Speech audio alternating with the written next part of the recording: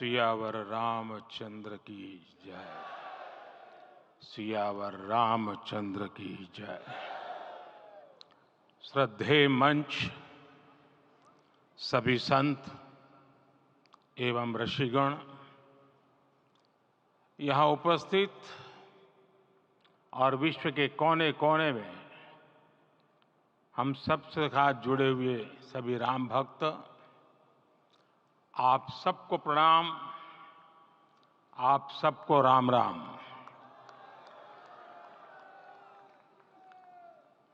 आज हमारे राम आ गए हैं।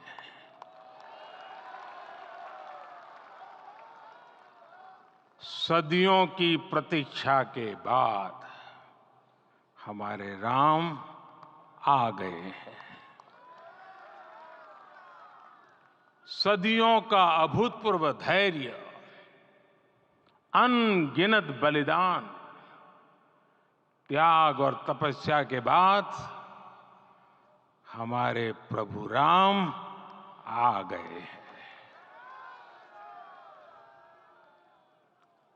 इस शुभ घड़ी की आप सभी को, समस्त देशवासियों को बहुत बहुत बधाई। मैं अभी गर्भगृह में ईश्वरीय चेतना का साक्षी बनकर आपके सामने उपस्थित हुआ हूं। कितना कुछ कहने को है, लेकिन कंठ अवरुद्ध है। मेरा शरीर अभी भी स्पंदित है, चित्त अभी भी उस पल में लीन है।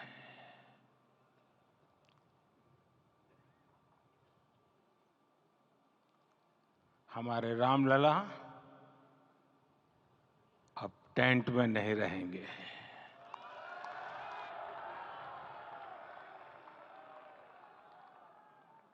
हमारे रामलला अब इस दिव्य मंदिर में रहेंगे।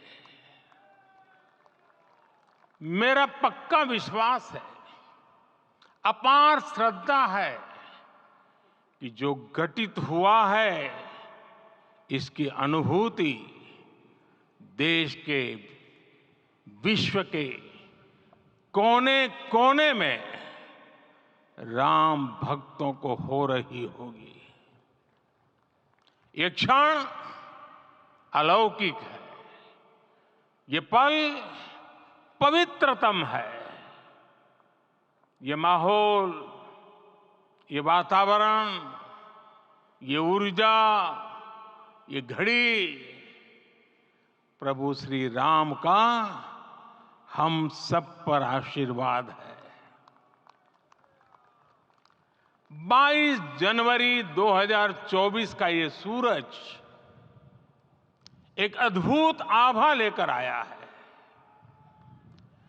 22 जनवरी 2024 ये कैलेंडर पर लिखी एक तारीख नहीं, ये एक नए काल चक्र का उद्गम है।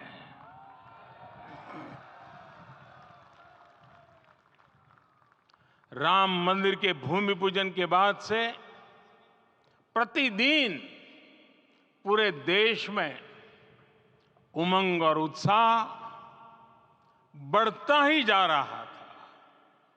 निर्माण कार्य देख देशवासियों में हर दिन एक नया विश्वास पैदा हो रहा था। आज हमें सदियों के उस धैर्य की धरोहर मिली है। आज हमें श्री राम का मंदिर मिला है। गुलामी की मानसिकता को तोड़कर उठ खड़ा हो राष्ट्र। अतीत के हर दंश से हौसला लेता हुआ राष्ट्र ऐसे ही नव इतिहास का सृजन करता है। आज से 1000 साल बाद भी लोग आज की इस तारीख की, आज के इस पल की चर्चा करेंगे। और ये कितनी बड़ी राम कृपा है कि हम सब इस पल को जी रहे हैं, इसे साक्षात घटित होते देख रहे हैं। आज दिन दिशाएं, दिग दिगंत सब दिव्यता से परिपूर्ण है। ये समय सामान्य समय नहीं है। ये काल के चक्र पर सर्वकालिक शाही से अंकित हो रही अमिट स्मृति रेखाएं हैं। साथियों, हम सब जानते हैं कि जहां राम का काम होता है, वहां पवन पुत्र हनुमान अवश्य विराजमान होते हैं। इसलिए मैं राम भक्त हनुमान और हनुमान गढ़ी को भी प्रणाम करता हूं। मैं माता जानकी, लक्ष्मण जी, भरत, शत्रुघ्न सबको नमन करता हूं। मैं पावन अयोध्यापुरी और पावन सरयू को भी प्रणाम करता हूं। मैं इस पल दैवीय अनुभव कर रहा हूं कि जिनके आशीर्वाद से ये महान कार्य पूरा हुआ है। वे दिव्य आत्माएं, वे दैवीय विभूतियां भी इस समय हमारे आसपास उपस्थित है। मैं इनसे भी दिव्य चेतनाओं को भी कृतज्ञता पूर्वक नमन करता हूं। मैं आज प्रभु श्री राम से क्षमा याचना भी करता हूं। हमारे पुरुषार्थ, हमारे त्याग, तपस्या में कुछ तो कमी रह गई होगी कि हम इतनी सदियों तक ये कार्य कर नहीं पाए। आज वो कमी पूरी हुई है।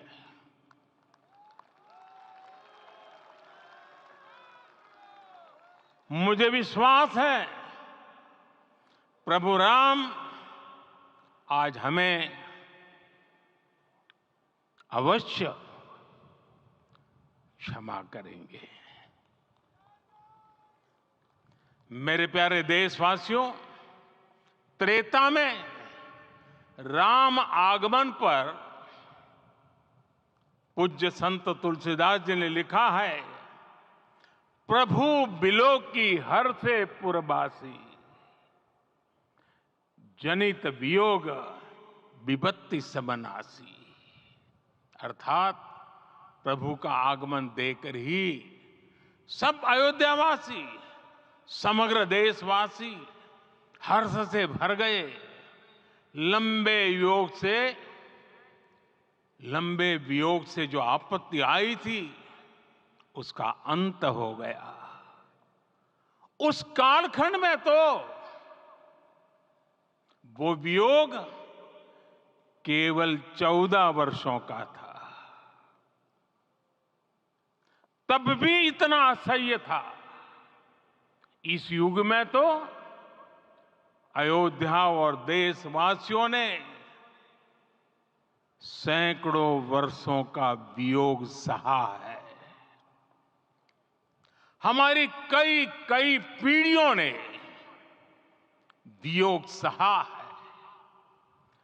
भारत के तो संविधान में उसकी पहली प्रति में भगवान राम विराजमान है। संविधान के अस्तित्व में आने के बाद भी दशकों तक प्रभु श्री राम के अस्तित्व को लेकर कानूनी लड़ाई चली। मैं आभार व्यक्त करूंगा भारत की न्यायपालिका का, जिसने न्याय की लाज रख ली।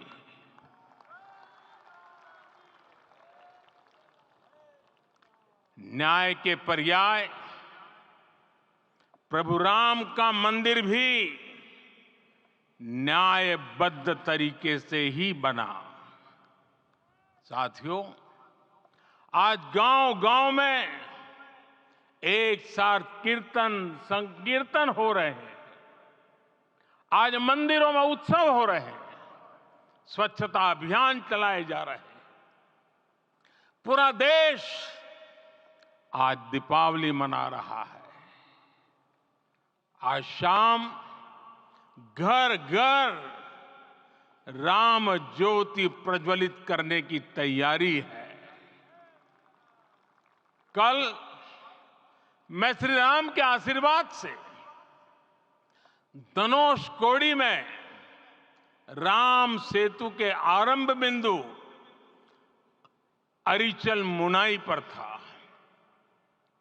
जिस घड़ी प्रभु राम समुद्र पार करने निकले थे, वो एक पल था जिसने काल चक्र को बदला था। उस भावमय पल को महसूस करने का मेरा ये विनम्र प्रयास था। वहां पर मैंने पुष्प वंदना की।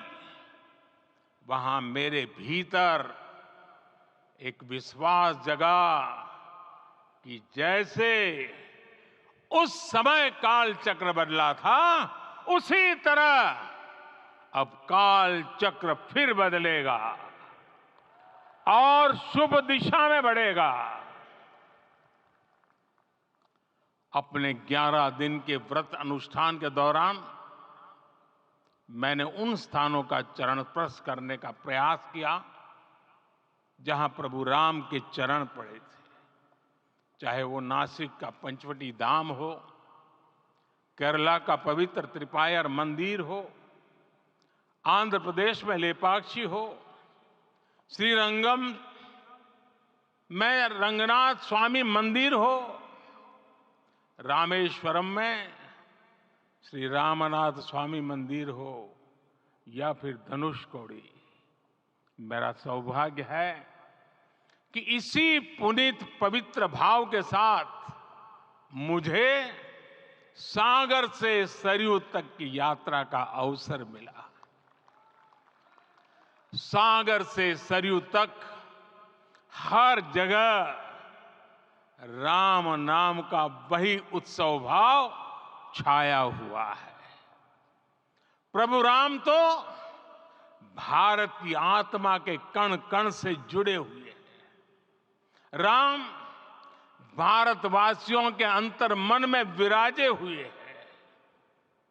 हम भारत में कहीं भी किसी की अंतरात्मा को छुएंगे तो इस एकत्व की अनुभूति होगी, और यही भाव सब जगह मिलेगा।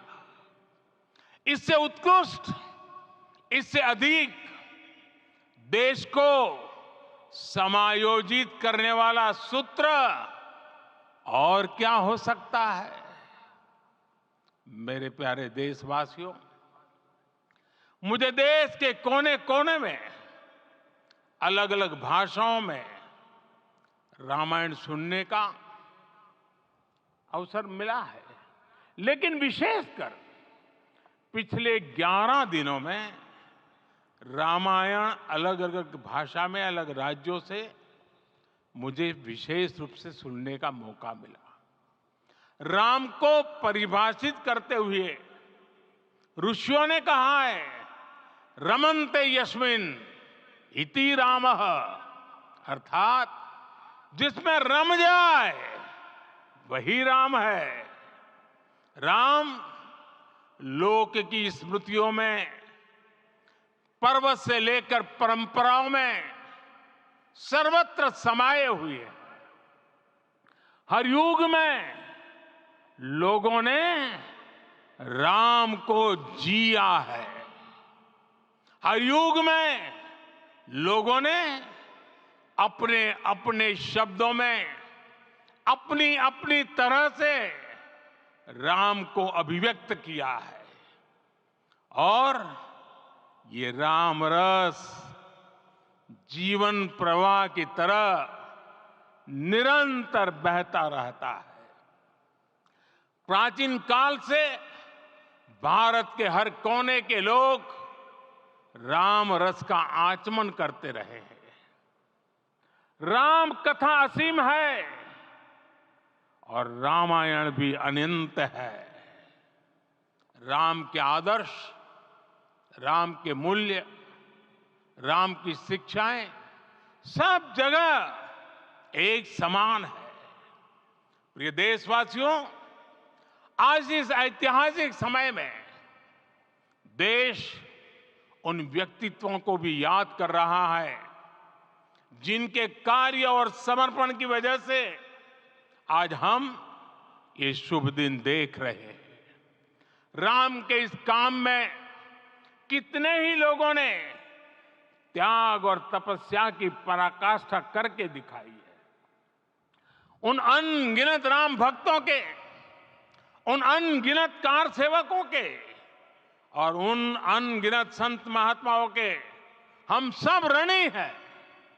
साथियों, आज का ये अवसर उत्सवता का क्षण तो है ही, लेकिन इसके साथ ही यह क्षण भारतीय समाज की परिपक्वता के बोध का भी क्षण है। हमारे लिए ये अवसर सिर्फ विजय का नहीं, विनय का भी है। दुनिया का इतिहास साक्षी है कि कई राष्ट्र अपने ही इतिहास में उलझ जाते हैं। ऐसे देशों ने जब भी अपने इतिहास की उलझी हुई गांठों को खोलने का प्रयास किया, उन्हें सफलता पाने में बहुत कठिनाई आई, बल्कि कई बार तो पहले से ज्यादा मुश्किल परिस्थितियां बन गई। लेकिन हमारे देश ने इतिहास की इस गांठ को जिस गंभीरता और भावुकता के साथ खोला है, वो ये बताती है कि हमारा भविष्य हमारे अतीत से बहुत सुंदर होने जा रहा है। वो भी एक समय था जब कुछ लोग कहते थे कि राम मंदिर बना तो आग लग जाएगी। ऐसे लोग भारत के सामाजिक भाव की पवित्रता को नहीं जान पाए। रामलला के इस मंदिर का निर्माण भारतीय समाज के शांति, धैर्य, आपसी सद्भाव और समन्वय का भी प्रतीक है। हम देख रहे हैं ये निर्माण किसी आग को नहीं, बल्कि ऊर्जा को जन्म दे रहा है। राम मंदिर समाज के हर वर्ग को एक उज्जवल भविष्य के पथ पर बढ़ने की प्रेरणा लेकर आया है। मैं आज उन लोगों से आह्वान करूंगा, आइए आप महसूस कीजिए, अपनी सोच पर पुनर्विचार कीजिए। राम आग नहीं है, राम ऊर्जा है। राम विवाद नहीं, राम समाधान है। राम सिर्फ हमारे नहीं है, राम तो सबके हैं। राम वर्तमान नहीं, सिर्फ वर्तमान ही नहीं, राम अनंत काल है। साथियों, आज जिस तरह राम मंदिर प्राण प्रतिष्ठा के इस आयोजन से पूरा विश्व जुड़ा हुआ है, उसमें राम की सर्वव्यापकता के दर्शन हो रहे हैं। जैसा उत्सव भारत में है, वैसा ही अनेक देशों में है। आज अयोध्या का यह उत्सव रामायण की उन वैश्विक परंपराओं का भी उत्सव बना है। रामलला की ये प्रतिष्ठा वसुधैव कुटुंबकम के विचार की भी प्रतिष्ठा है। साथियों, आज अयोध्या में केवल श्री राम के विग्रह रूप की प्राण प्रतिष्ठा नहीं हुई है, ये श्री राम के रूप में साक्षात भारतीय संस्कृति के प्रति अटूट विश्वास की भी प्राण प्रतिष्ठा है। ये साक्षात मानवीय मूल्यों और सर्वोच्च आदर्शों की भी प्राण प्रतिष्ठा है। इन मूल्यों की, इन आदर्शों की आवश्यकता आज संपूर्ण विश्व को है। सर्वे भवन्तु सुखिनः, ये संकल्प हम सदियों से दोहराते आए हैं। आज उसी संकल्प को राम मंदिर के रूप में साक्षात आकार मिला है। ये मंदिर मात्र एक देव मंदिर नहीं है, ये भारत की दृष्टि का, भारत के दर्शन का, भारत के दिग्दर्शन का मंदिर है। ये राम के रूप में राष्ट्र चेतना का मंदिर है। राम भारत की आस्था है, राम भारत का आधार है, राम भारत का विचार है, राम भारत का विधान है, राम भारत की चेतना है, राम भारत का चिंतन है, राम भारत की प्रतिष्ठा है, राम भारत का प्रताप है, राम प्रवाह है, राम प्रभाव है, राम नेति भी है, राम नीति भी है, राम नित्यता भी है, राम निरंतरता भी है, राम विभु है, विशद है, राम व्यापक है, विश्व है, विश्वात्मा है। और इसलिए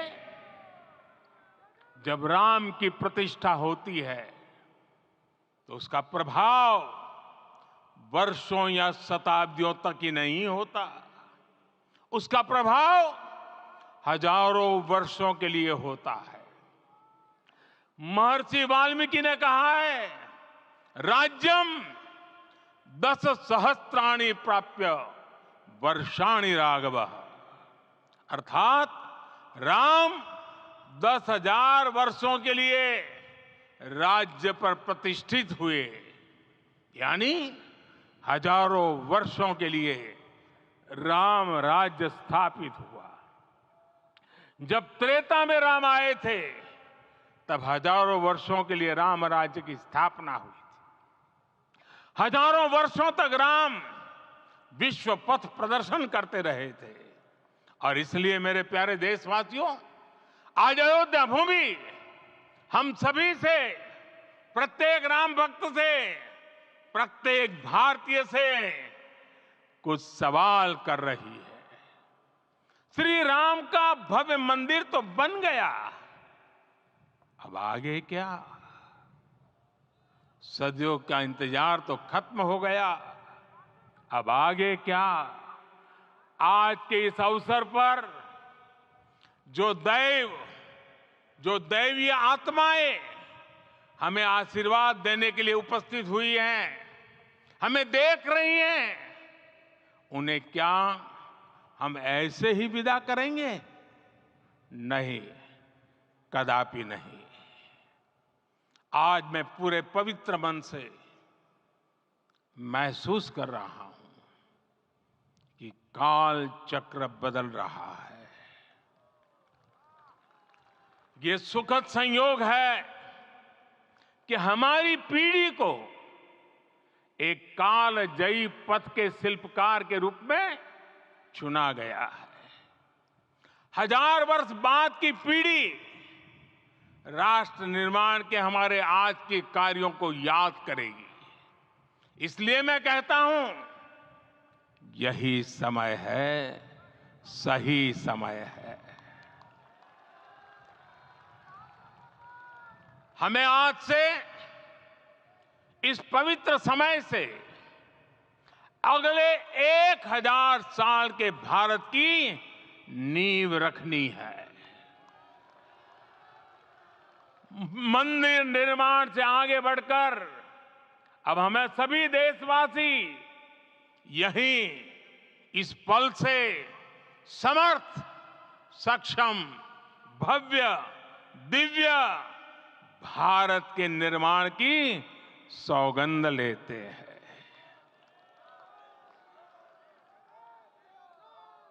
राम के विचार मानस के साथ ही जनमानस में भी हो, यही राष्ट्र निर्माण की सीढ़ी है।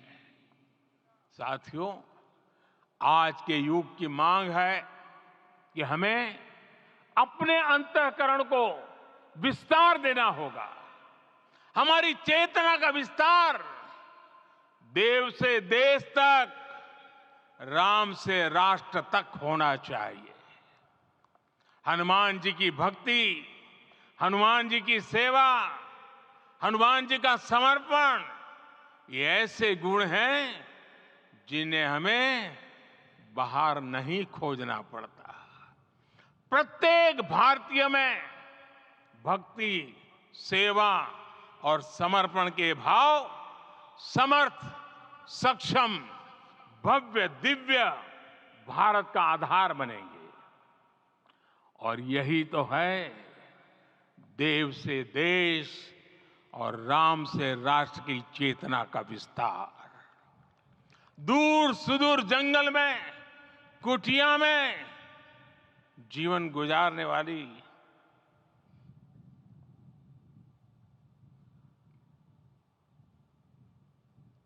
मेरी आदिवासी मां शबरी का ध्यान आते ही अप्रतिम विश्वास जागृत होता है। मां शबरी तो कब से कहती थी, राम आएंगे।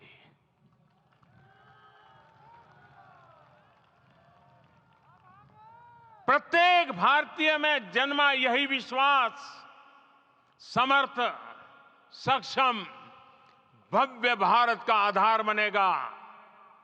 और यही तो है देव से देश और राम से राष्ट्र की चेतना का विस्तार।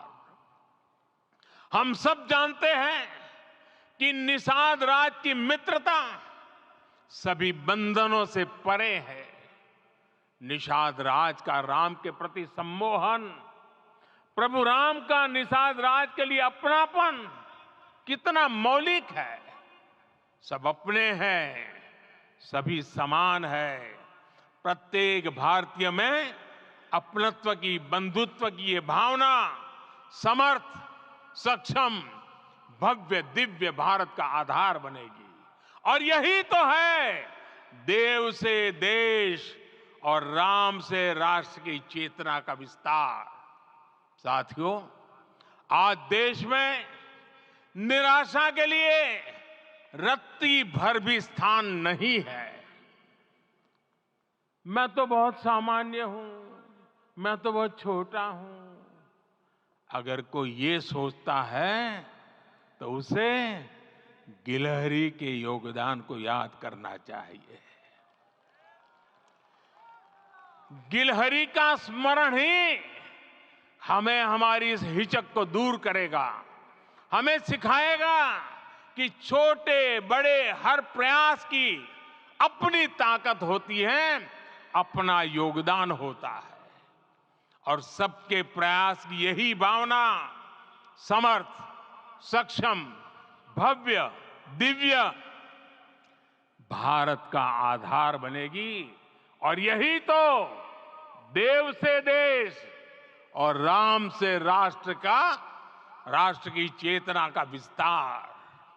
साथियों, लंकापति रावण प्रकांड ज्ञानी थे, अपार शक्ति के धनी थे, लेकिन जटायु जी की मूल्य निष्ठा देखिए। वे महाबली रावण से भिड़ गए। उन्हें भी पता था कि वो रावण को परास्त नहीं कर पाएंगे, लेकिन फिर भी उन्होंने रावण को चुनौती दी। कर्तव्य की यही पराकाष्ठा समर्थ, सक्षम, भव्य, दिव्य भारत का आधार है। और यही तो है देव से देश और राम से राष्ट्र की चेतना का विस्तार। आइए हम संकल्प लें कि राष्ट्र निर्माण के लिए हम अपने जीवन का पल पल लगा देंगे। राम काज से राष्ट्र काज, समय का पल पल, शरीर का कण कण राम समर्पण को राष्ट्र समर्पण के ध्येय से जोड़ देंगे। मेरे देशवासियों, प्रभु श्री राम की हमारी पूजा विशेष होनी चाहिए। ये पूजा स्व से ऊपर उठ करके समष्टि के लिए होनी चाहिए। ये पूजा अहम से उठकर वयम के लिए होनी चाहिए। प्रभु को जो भोग चढ़ेगा वो विकसित भारत के लिए हमारे परिश्रम की पराकाष्ठा का प्रसाद भी होगा। हमें नित्य पराक्रम, पुरुषार्थ, समर्पण का प्रसाद प्रभु राम को चढ़ाना होगा। इनसे नित्य प्रभु राम की पूजा करनी होगी, तब हम भारत को वैभवशाली और विकसित बना पाएंगे। मेरे प्यारे देशवासियों, ये भारत के विकास का अमृत काल है। आज भारत युवा शक्ति की पूंजी से भरा हुआ है, ऊर्जा से भरा हुआ है। ऐसी सकारात्मक परिस्थितियां फिर न जाने कितने समय बाद बनेगी। हमें अब चूकना नहीं है, हमें अब बैठना नहीं है। मैं अपने देश के युवाओं से कहूंगा, आपके सामने हजारों वर्ष की परंपरा की प्रेरणा है। आप भारत की उस पीढ़ी का प्रतिनिधित्व करते हैं जो चांद पर तिरंगा लहरा रही है। वो 15 लाख किलोमीटर की यात्रा करके सूर्य के पास जाकर मिशन आदित्य को सफल बना रही है। जो आसमान में तेजस और सागर में विक्रांत का परचम लहरा रही है। अपनी विरासत पर गर्व करते हुए आपको भारत का नव प्रभात लिखना है। परंपरा की पवित्रता और आधुनिकता की अनंतता, दोनों ही पथ पर चलते हुए भारत समृद्धि के लक्ष्य तक पहुंचेगा। मेरे साथियों, आने वाला समय अब सफलता का है। आने वाला समय अब सिद्धि का है। ये भव्य राम मंदिर साक्षी बनेगा भारत के उत्कर्ष का, भारत के उदय का। ये भव्य राम मंदिर साक्षी बनेगा भव्य भारत के अभ्युदय का, विकसित भारत का। ये मंदिर सिखाता है कि अगर लक्ष्य सत्य प्रमाणित हो, अगर लक्ष्य सामूहिकता और संगठित शक्ति से जन्मा हो, तब उस लक्ष्य को प्राप्त करना असंभव नहीं है। ये भारत का समय है और भारत अब आगे बढ़ने वाला है। शताब्दियों की प्रतीक्षा के बाद हम यहां पहुंचे हैं। हम सब ने इस युग का, इस कालखंड का इंतजार किया है। अब हम रुकेंगे नहीं, हम विकास की ऊंचाई पर जाकर ही रहेंगे। इसी भाव के साथ रामलला के चरणों में प्रणाम करते हुए आप सभी को बहुत बहुत शुभकामनाएं। सभी संतों के चरणों में मेरे प्रणाम। सियावर रामचंद्र की, सियावर रामचंद्र की, सियावर रामचंद्र की।